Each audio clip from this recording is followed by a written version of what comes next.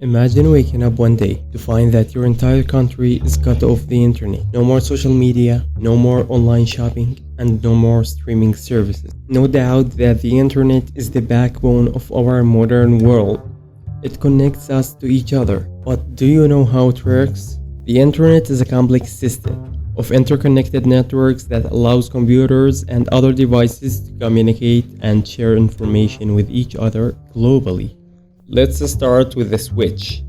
The switch is the device we use for computers in the same environment to communicate with each other. We always use cables to connect computers to the switch.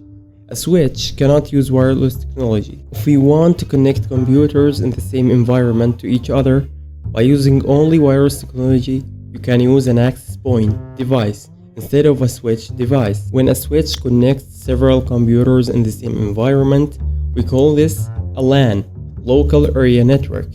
And a local area network is a collection of devices connected together in one physical location, such as building, office, or home. The switch allows the connected computers to communicate with each other, and they cannot communicate with the WAN, wide area network.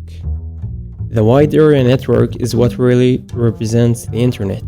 Connecting to the internet actually can stand for connecting to other computer located anywhere in the world. I mean, you can think of the internet as a structure that connects all the LANs in the world. Now you may wonder how different devices connected to one switch can connect to the internet. Here where the router role comes.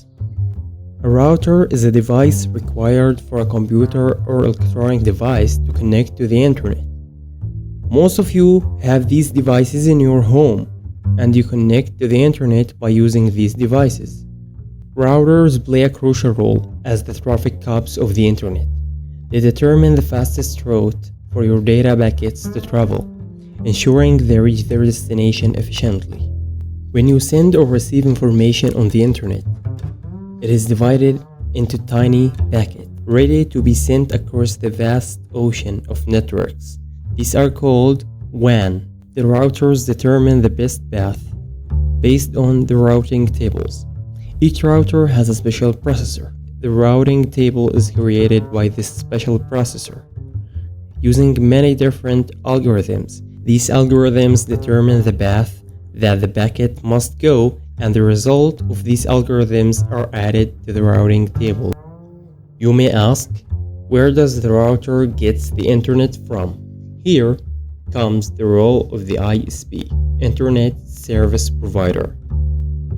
Basically, the ISP is the company that you get your internet from. The ISP is the bridge, the gap between your device and the broader internet. They connect you to this vast network using their infrastructure.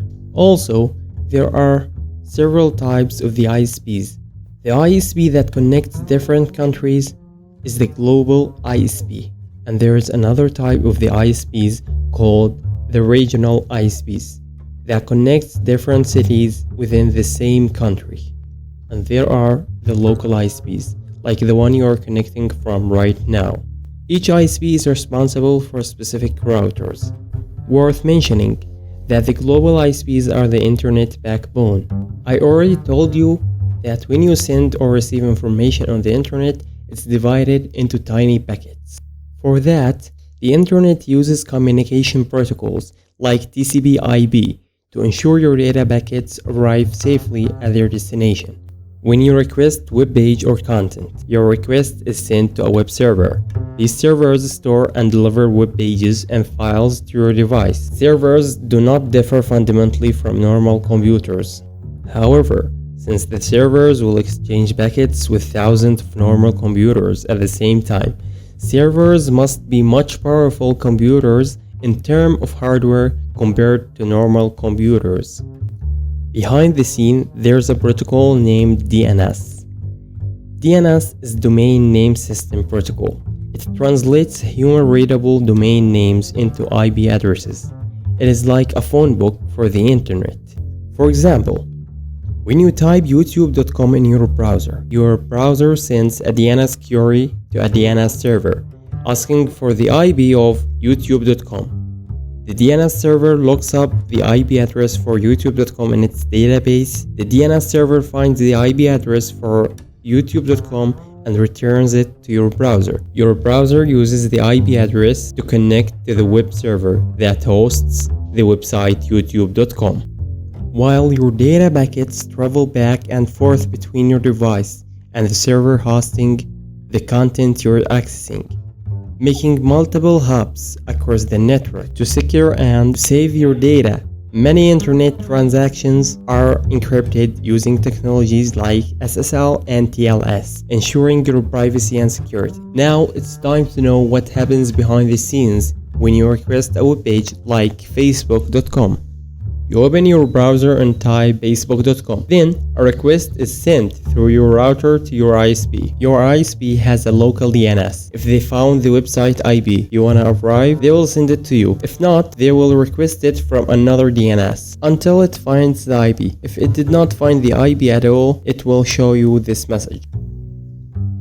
If it was found, it will be sent to you and stored locally on your computer in something called DNS cache. And the DNS cache is a temporary database of DNS records. It stores domain names and IP addresses to improve website loading speed. The DNS cache is automatically updated when you visit a new website.